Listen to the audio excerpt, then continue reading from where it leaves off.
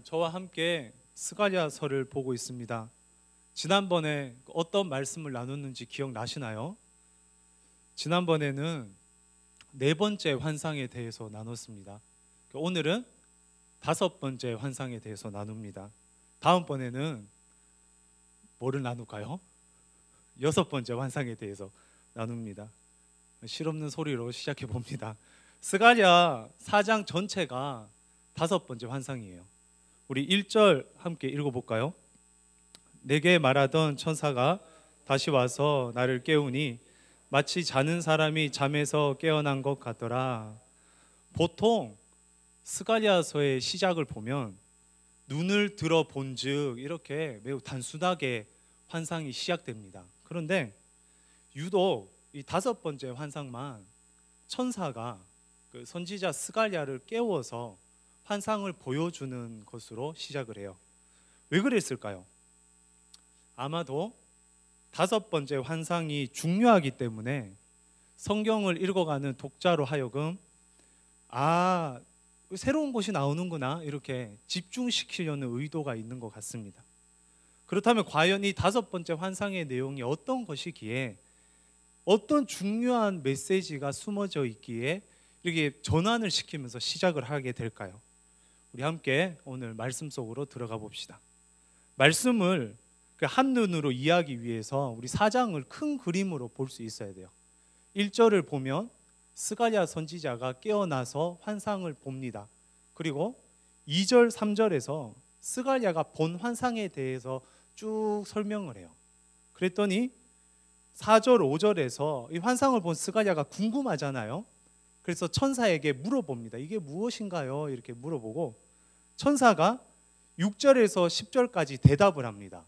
그런데 이 대답이 신통치 않았던 것 같아요. 그래서 11절, 12절에 스가랴가 다시 묻고 13절, 14절에 천사가 다시 대답합니다. 그러니까 환상을 보고 묻고 답하고 다시 묻고 다시 답하는 내용이 바로 4장이에요. 환상은 이런 환상입니다. 우리 그림을 잠시 보겠습니다. 제가 구글에서 찾아봤는데 스가랴 순금 등잔대 환상이라고 쳤는데요. 정말 많은 그림이 나왔는데 제가 보기에 저 그림이 가장 적합한 것 같았어요. 순금 등잔대가 있습니다. 그리고 그 위에 기름 그릇이 있어요.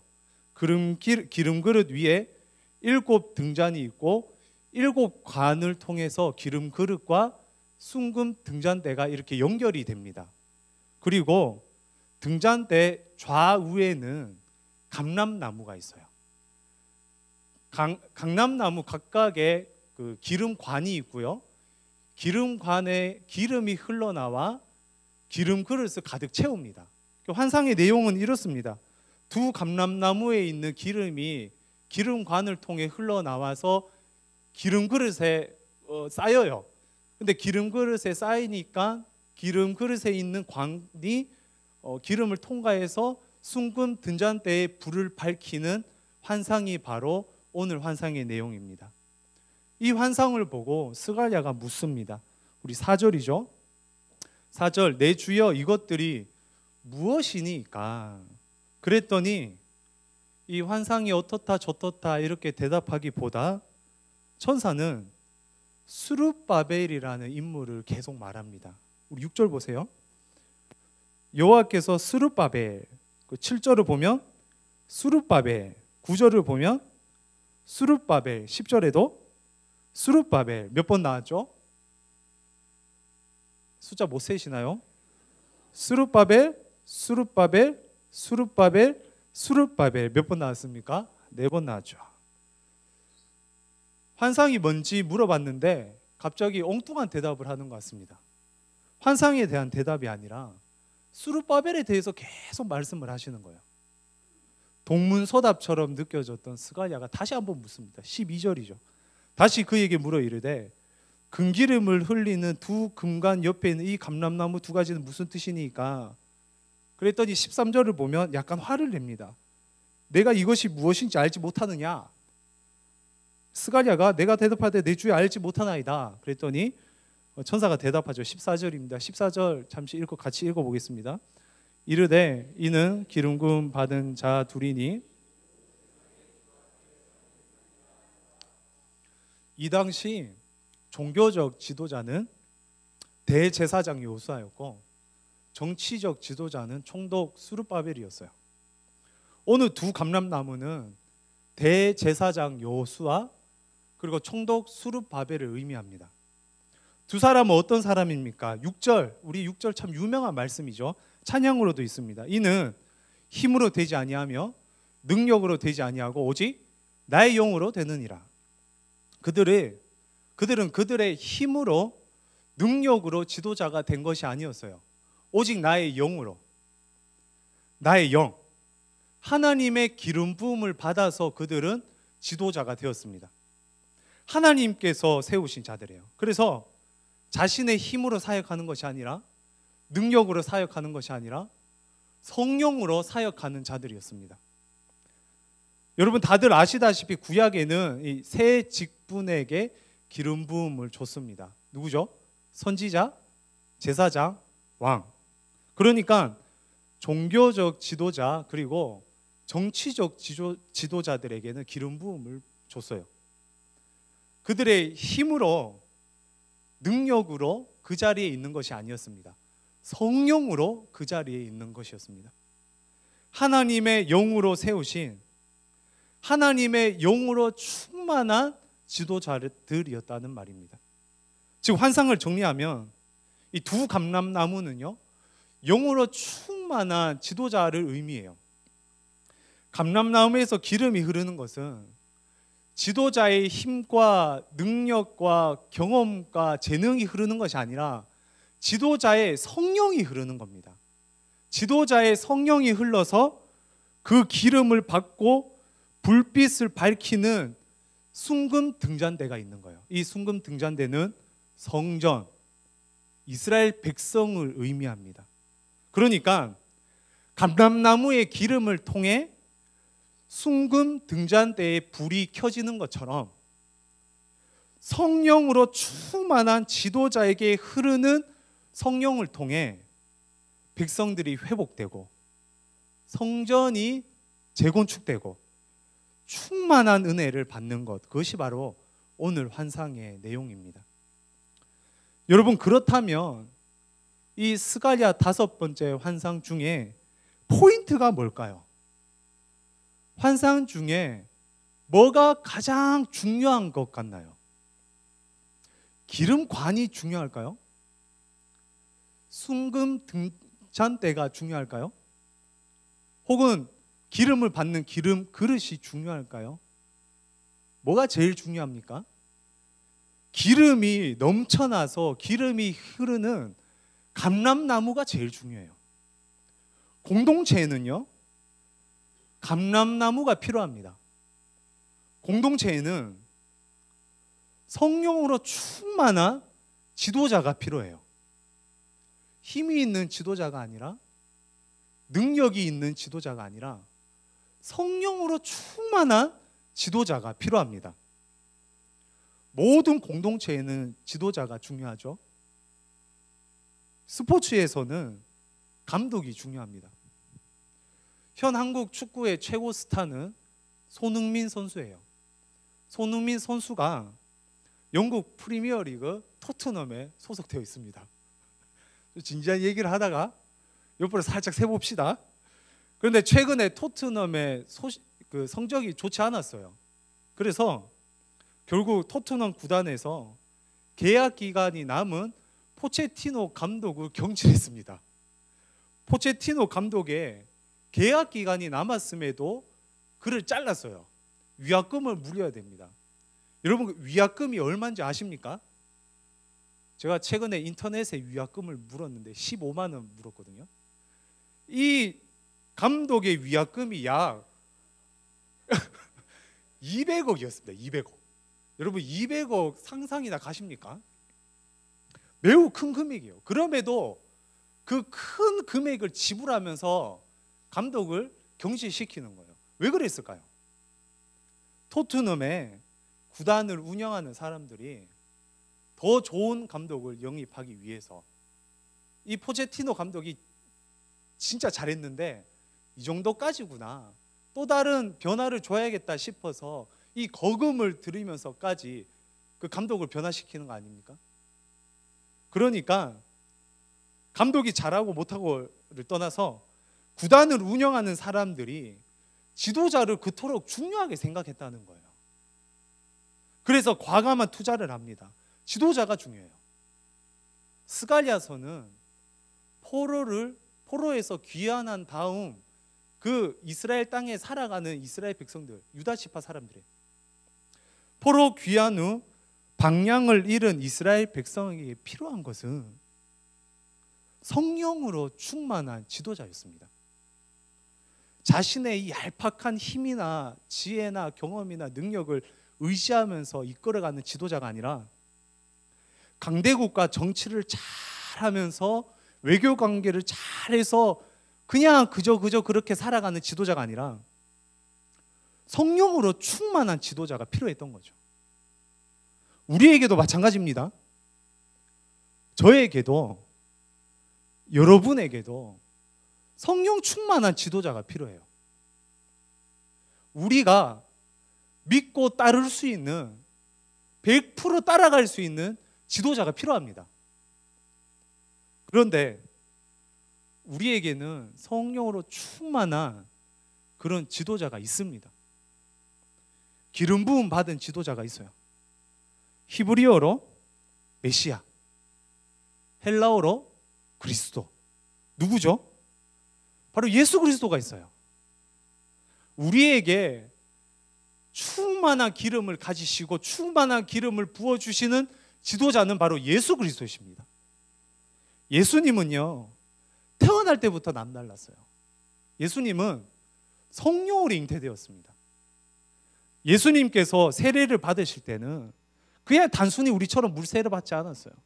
예수님께서 세례를 받으실 때는 하늘이 열려서 비둘기처럼 그 성령님이 막 떨어졌습니다. 하늘에서 목소리도 막 들렸어요. 예수님께서 하신 첫 회당 설교는 주의 성령이 내게 임하셨으니 이 글이 오늘 너희 귀에 응하였느니라. 예수님은 항상 성령 충만하셨습니다. 사도행전 2장 33절인데요. 사도행전 2장 33절 우리 함께 읽어보겠습니다. 하나님이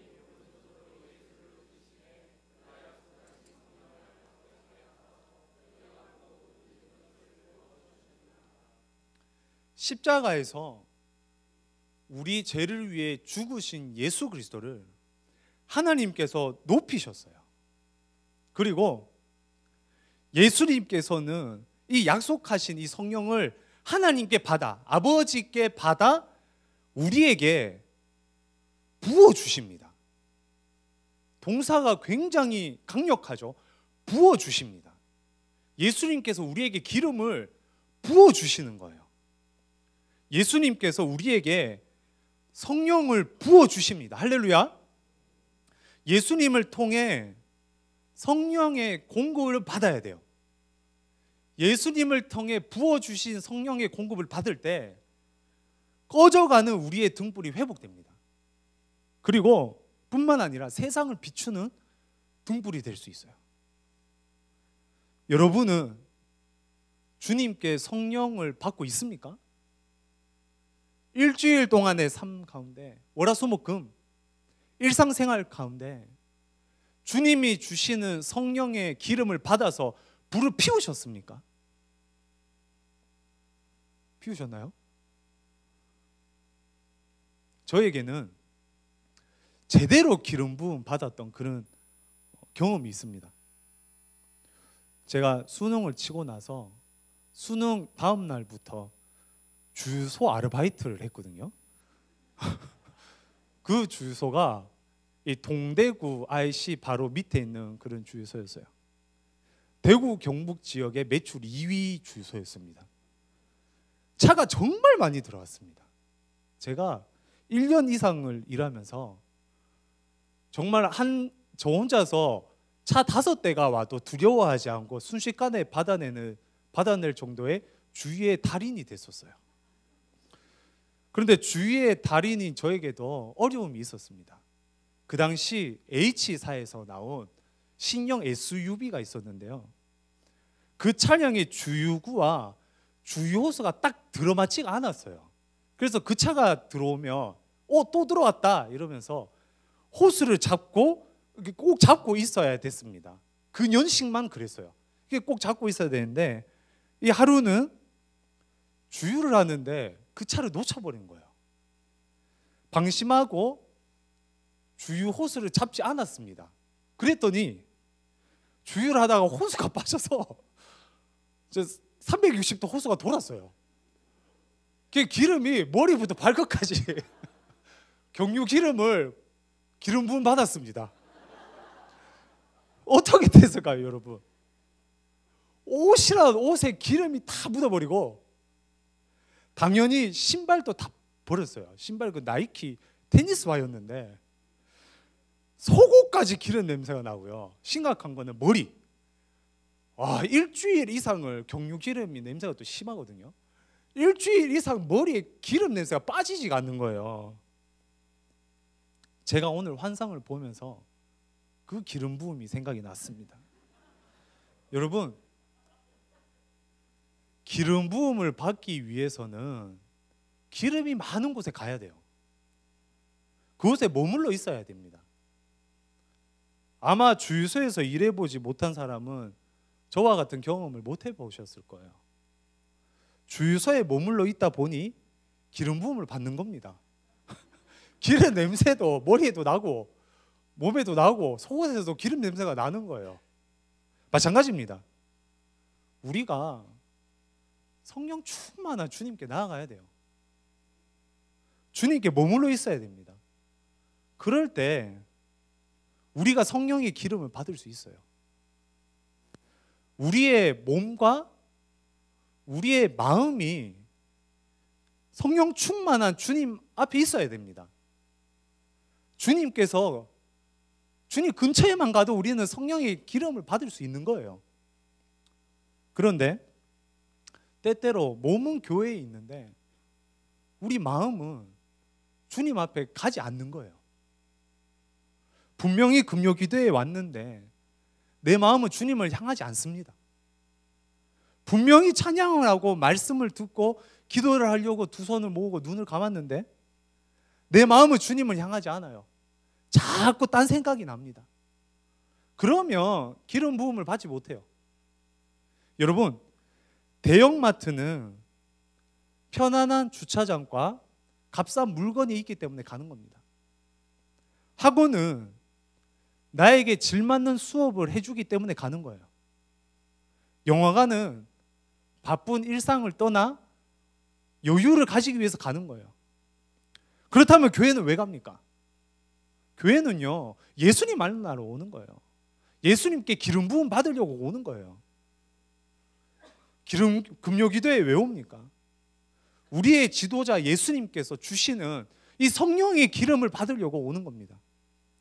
따라서 우리의 몸뿐만 아니라 우리의 마음, 우리의 생각도 주님을 향하고 있어야 돼요. 지난 5일을 돌아봐도 얼마나 우리가 헛된 것을 향해 살았습니까? 안개처럼 사라질 것에 목적을 두고 살 때가 얼마나 많았습니까? 교회에서만큼은요, 주님을 만나는 것이 목적이 돼야 돼요. 일주일 168시간 중에 2시간 혹은 4시간입니다. 이 시간을 주님을 만나는 것에 목적을 두어야 돼요. 이 짧은 시간이라도, 이 짧은 순간이라도, 이 구별된 장소에서라도 우리의 삶의 목적을 오롯이 주님을 만나는 것에 둔다면 언젠가는 교회 밖에 다른 시간에서도 주님이 목적이 될 거예요. 그런데 교회에서부터 다른 것이 목적이 되잖아요.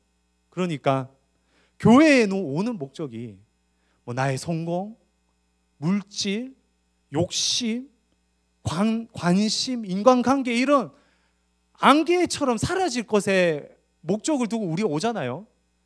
그러면 아무리 기름이 넘치는 그런 교회에 와도 그 기름을 공급받지 못합니다. 우연찮게, 운 좋게 기름 한 방울 튈 수는 있어요. 그런데 작은 바람에 그 불은 즉각 꺼집니다. 그렇게 되면 세상에서 우리는 주님의 그 빛을 밝히지 못해요. 마태복음 25장의 열처녀 비유를 생각해 보세요. 열처녀 모두 신랑을 기다리다가 잠을 잤습니다. 그런데 5 처녀는 기름을 준비했어요. 5 처녀는 기름을 준비하지 않습니다. 기름이 없으니까 신랑이 왔을 때 등을 밝히지를 못하는 거예요.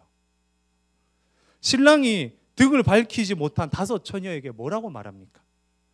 진실로 너희에게 이르노니 내가 너희를 알지 못하노라.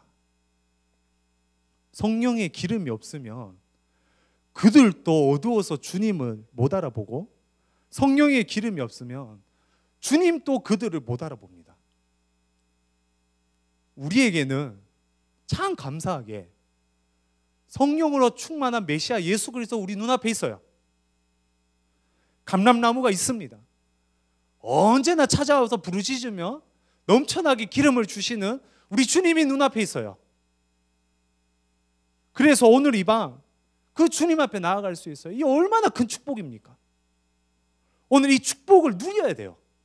기도로, 찬양으로 우리 주님을 만납시다. 주님께서 주시는 기름을 공급받읍시다.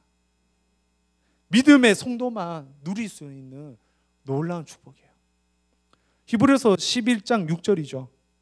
믿음이 없이는 하나님을 기쁘시게 하지 못하나니 하나님께 나아가는 자는 반드시 그가 계신 것과, 우리 주님 계십니다. 우리 주님 이 땅에 계세요. 이 자리에 계세요. 우리 눈앞에 계십니다. 또한 그가 자기를 찾는 자들에게 상 주시는 이심을 믿어야 할지니라. 우리 주님께서 상을 주세요. 무슨 상? 성령. 성령의 기름을 우리 주님께서 주십니다. 주님 이 자리에 계시고 자기를 찾는 자들에게 상 주십니다. 오늘 이 밤 성령으로 가득 충만한 예수 그리스도를 만나고 그 주님께 기름을 공급받아 세상의 근심과 염려 가운데 꺼져가는 우리의 등불을 환히 비추고, 뿐만 아니라 세상을 비출 수 있는 그 기름을 공급받을 수 있는 그런 금요일 이 밤 되시길 주님의 이름으로 축원드립니다.